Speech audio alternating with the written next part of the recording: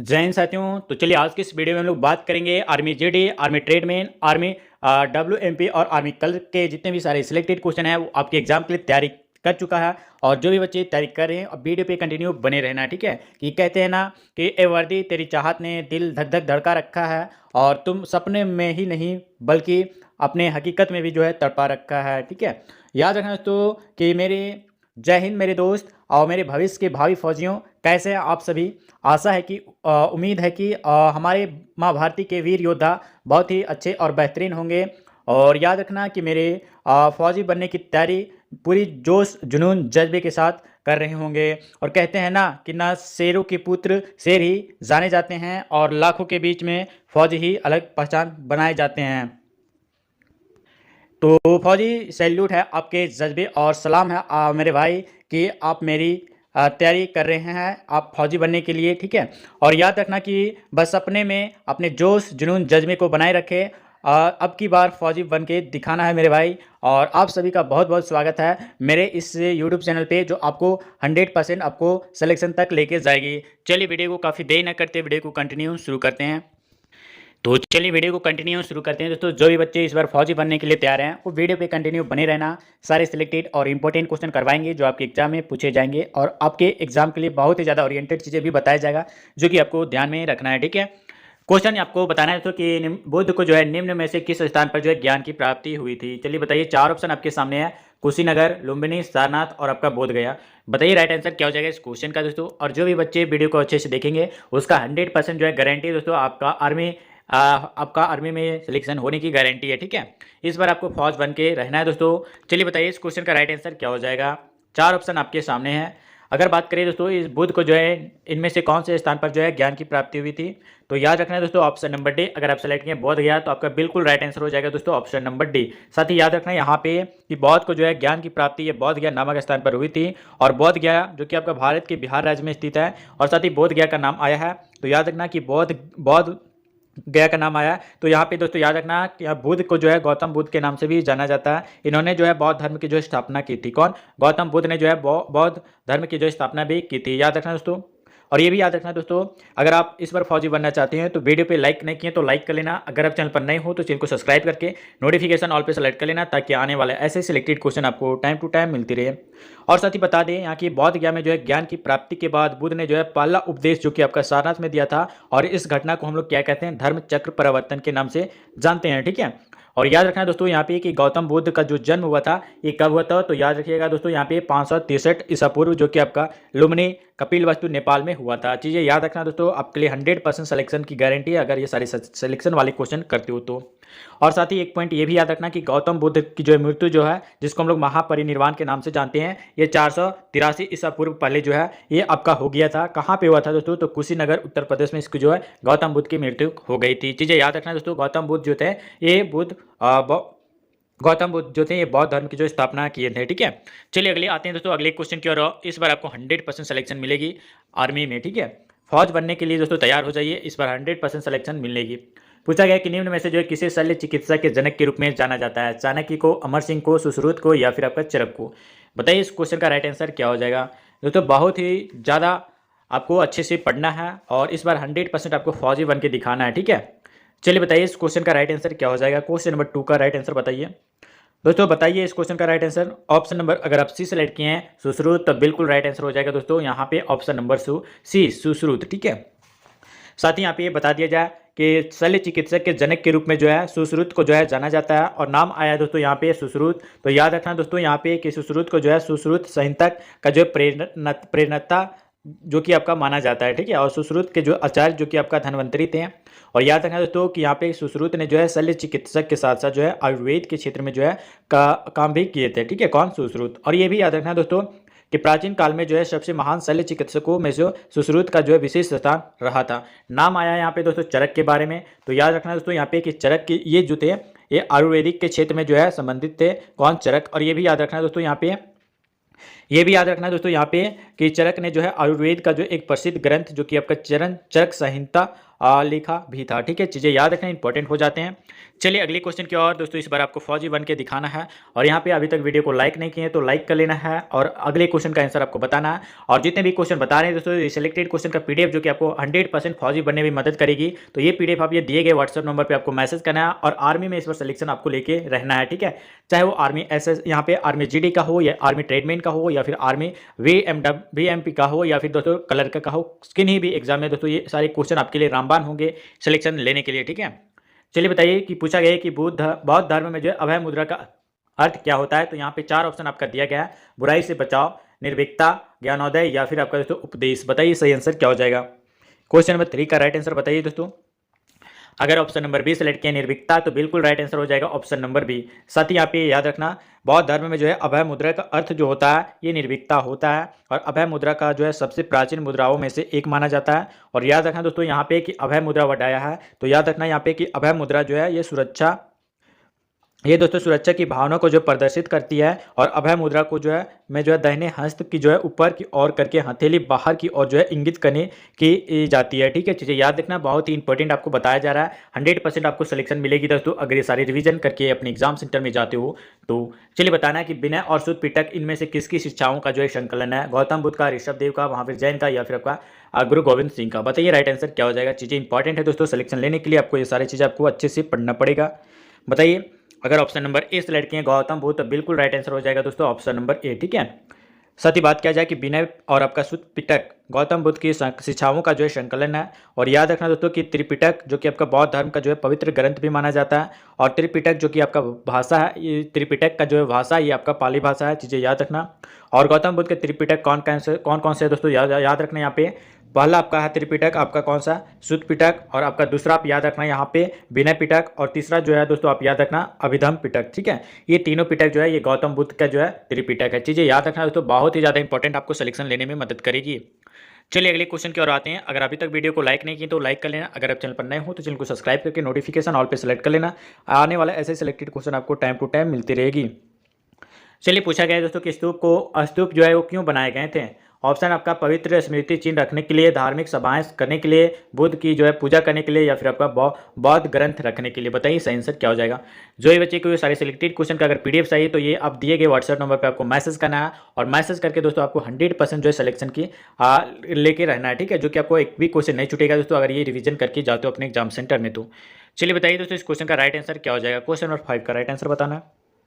अगर option number यहाँ पे ए सेलेक्ट किए हैं तो बिल्कुल राइट आंसर हो जाएगा, पवित्र स्मृति चिन्ह के रखने के लिए जो है स्तूप बनाए गए थे। ठीक है, ऑप्शन नंबर ए बिल्कुल राइट आंसर हो जाएगा दोस्तों इस क्वेश्चन का। साथ ही यहाँ पे बता दिया जाए यहाँ पे कि स्तूप पवित्र स्मृति चिन्ह रखने के लिए स्तूप बनाए गए थे और स्तूप जो कि आपका शब्द यह है पाली और संस्कृत भाषा से लिया गया। ठीक है, जिसका अर्थ होता है दोस्तों टीला या फिर आपका ढेर। ठीक है, याद रखना इंपॉर्टेंट है। और यह भी याद रखना दोस्तों यहाँ पे स्तूप वर्ड आया है, तो स्तूप जो है ये किसी व्यक्ति की जो है चित्ता, जिसको हम लोग समाधि और उनके अवशेषों पर जो है निर्मित बनाए गए एक स्मृति स्वरूप जो है अर्ध आकार का जो है टीला या फिर आपका ढेर होता है, उसी को हम लोग स्तूप कहते हैं। ठीक है, बता दें दोस्तों कि स्तूप जो है ये विशेष रूप से जो है बौद्ध काल में जो है प्रसिद्ध हुए थे और स्तूप का जो है सर्वप्रथम उल्लेख जो कि आपका ऋग्वेद में मिलता है। ठीक है, चीज़ें याद रखना, बहुत ही ज़्यादा इंपॉर्टेंट आपके लिए बनाया गया। चलिए अगले क्वेश्चन की ओर बढ़ते हैं। और दोस्तों बार बार आपको बता रहे हैं अगर पीडीएफ लेना चाहते हैं तो दिए गए व्हाट्सएप नंबर पर मैसेज कर लेना, ये पीडीएफ आपको मिलेगा जो कि आपको 100% सिलेक्शन तक लेके जाएगी। ठीक है, पूछा गया कि बौद्ध प्रत्येक धर्म चक्र जो कि आपका किसे दर्शाता है, प्रथम उपदेश को, जन्म को, अंतिम उपदेश को या फिर आपका मृत्यु को। बताइए राइट आंसर क्या हो जाएगा।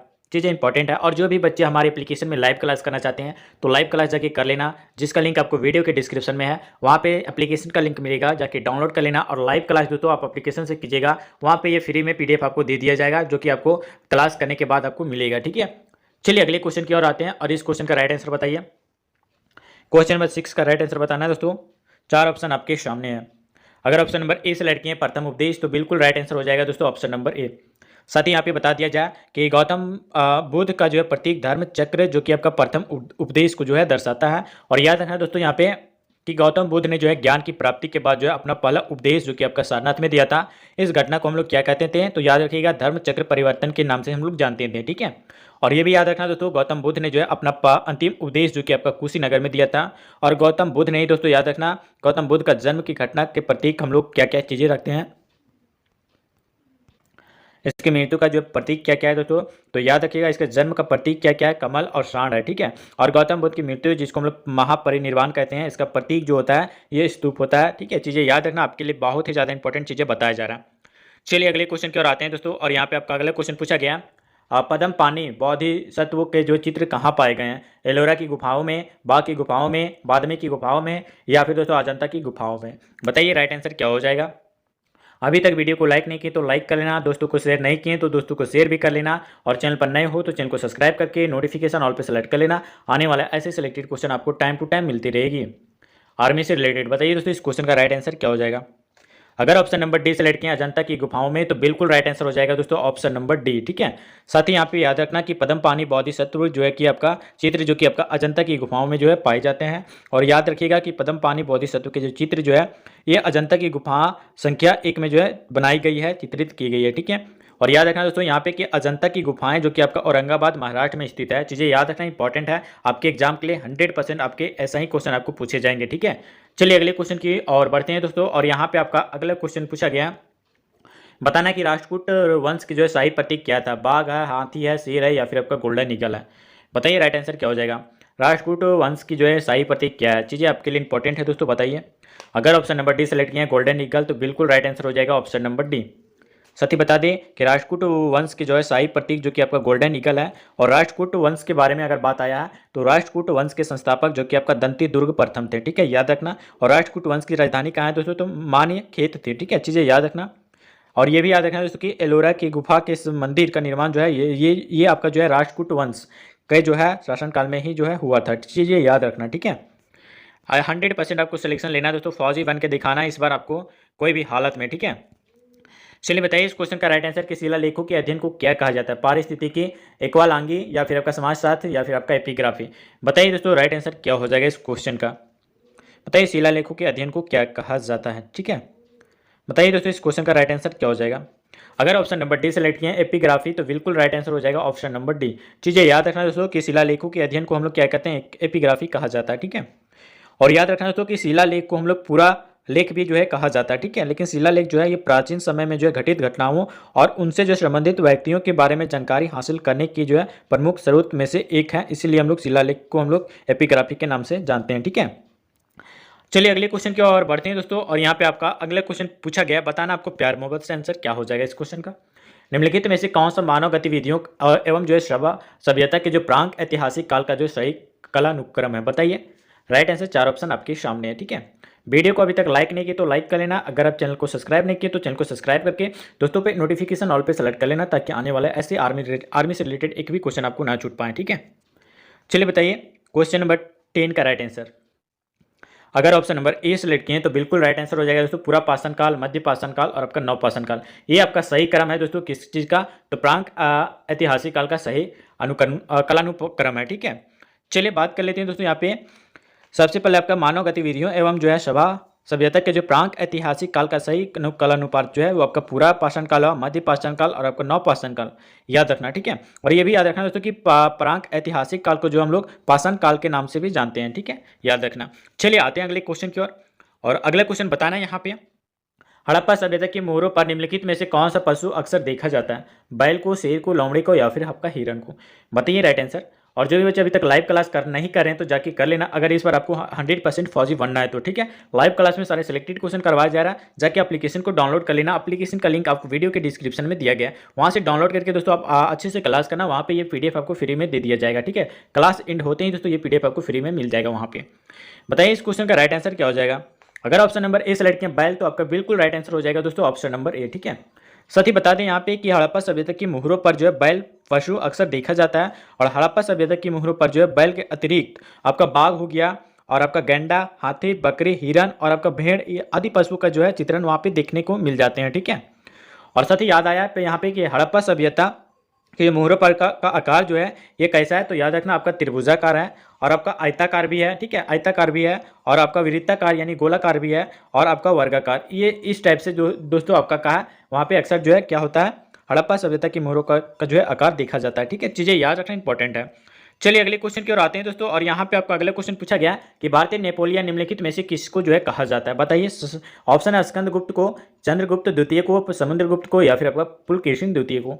बताइए राइट आंसर क्या हो जाएगा इस क्वेश्चन का। चीज़ें इंपॉर्टेंट है दोस्तों, 100% आपको यहाँ पे सिलेक्शन देगी इस बार आपको दोस्तों। 100% जो है आपको फौजी बनने का मौका मिला है, तो आप अच्छे से फौजी बनना, और ये पेड पीडीएफ आप लेके इस नंबर पे आपको मैसेज करना है, जो कि आपको पेड पीडीएफ है, जो आपको 100% फौजी बनने में मदद करेगा, ठीक है। चलिए राइट आंसर बताइए इस क्वेश्चन का क्या हो जाएगा। अगर ऑप्शन नंबर सी सेलेक्ट किया समुद्रगुप्त, तो बिल्कुल राइट आंसर हो जाएगा ऑप्शन नंबर सी। याद रखना दोस्तों यहाँ पे कि समुद्रगुप्त को जो हम लोग भारत के नेपोलियन के नाम से जानते हैं, और याद रखना यहाँ पे समुद्रगुप्त आया है, तो समुद्रगुप्त जो कि आपका भारत के सबसे महान शासकों में से एक थे, और समुद्रगुप्त ने ही दोस्तों चंद्रगुप्त प्रथम के जो उत्तराधिकारी थे, ठीक है। और याद रखना तो कि समुद्रगुप्त के शासनकाल को हम लोग सांस्कृतिक और आपका राजनीतिक दृष्टि से जो है गुप्त वंश की साम्राज्य का उत्कर्ष जो कि आपका काल माना जाता है। और समुद्रगुप्त के साम्राज्य के जो है राजधानी दोस्तों याद रखना पाटलिपुत्र थी। समुद्रगुप्त ने जो है दोस्तों याद रखना कि अपने साम्राज्य विस्तार के लिए दोहरी नीति भी जो है अपनाई थी। कौन? समुद्रगुप्त, याद रखना। और ये भी याद रखना दोस्तों कि यहाँ पे कि समुद्रगुप्त को जो है भारत के नेपोलियन की जो है संज्ञा प्रसिद्ध इतिहासकार अविनसेट आर्थर जो कि स्मिथ द्वारा जो है की गई थी, ठीक है। चीज़ें याद रखना इंपॉर्टेंट हो जाता है।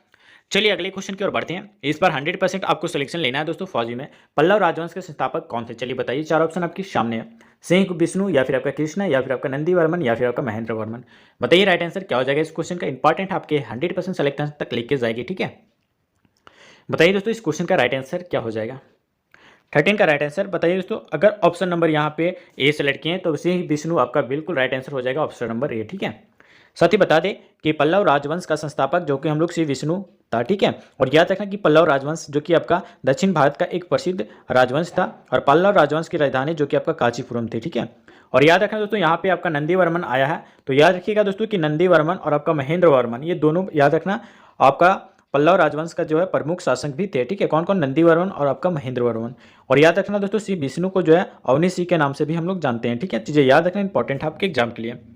चलिए अगले क्वेश्चन की ओर आते हैं दोस्तों, और यहाँ पे आपका अगला क्वेश्चन पूछा गया निम्नलिखित धर्मों, यहाँ पे धर्मों कर लेना, ठीक है। निम्नलिखित धर्मों में से जो है किस धर्म से जो है दिलवाड़ा मंदिर किस धर्म से जो है दोस्तों याद रखना दिलवाड़ा मंदिर जो है संबंधित है? ईसाई धर्म से, बुद्ध धर्म से, जैन धर्म से, या फिर आपका हिंदू धर्म से।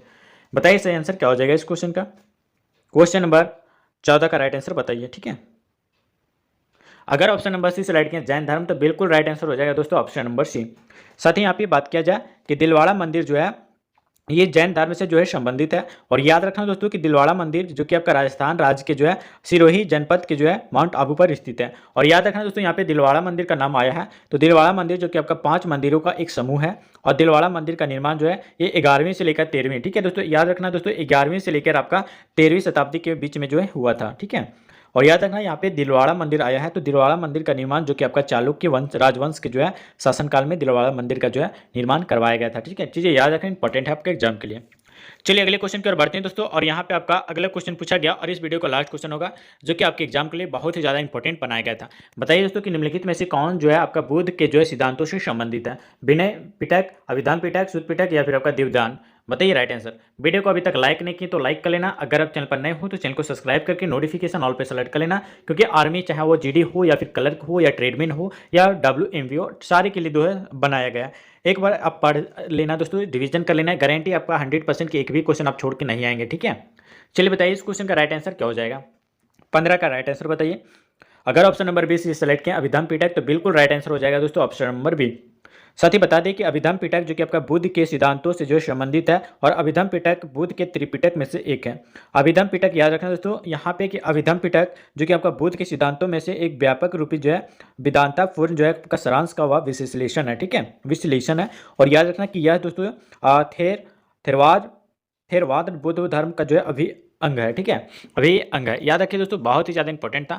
अगर वीडियो अच्छा लगे तो वीडियो को लाइक कर लेना, और दोस्तों बताना है टॉप 15 क्वेश्चन में से आप कितना स्कोर कर पाएँ, आप कमेंट में बताना, ठीक है। 15 में आप कितना स्कोर किए हैं आप कमेंट में बताना, और एक्स्ट्रा चीज़ें जो भी आपको बताया गया वो अच्छे से ध्यान से याद भी रखना, ठीक है, क्योंकि आपके एग्जाम में ऐसे सारे इंपॉर्टेंट क्वेश्चन बनते हैं आपके आर्मी, चाहे वो कोई भी हो, ठीक है, आर्मी हो, या फिर आपके आर्मी जीडी हो, या टीए आर्मी हो, या आर्मी ट्रेडमैन हो, या फिर दोस्तों आर्मी क्लर्क हो, या दोस्तों कोई भी आर्मी का एग्जाम हो, तो ये सारे क्वेश्चन बनते हैं, ठीक है। इंपॉर्टेंट क्वेश्चन है आपके एग्जाम के लिए। और जो भी बच्चे ये सिलेक्शन वाले क्वेश्चन का अगर पीडीएफ लेना चाहते हैं तो आप ये दिए गए व्हाट्सएप नंबर पे आपको मैसेज कर लेना, और ये पेड नोट पीडीएफ लेके दोस्तों ये आपको सिलेक्शन वाले पेज का सिलेक्शन तक आपको लेके जाएगी 100%। ठीक है, एक बार रिवीजन कर लेना दोस्तों, गारंटी आपका एक भी क्वेश्चन एग्जाम में नहीं छोड़ के आएंगे। ठीक है, तो चलिए दोस्तों मिलते हैं फिर नेक्स्ट वीडियो में नेक्स्ट प्रैक्टिस सेट के साथ। तब तक के लिए जय हिंद, वंदे मातरम।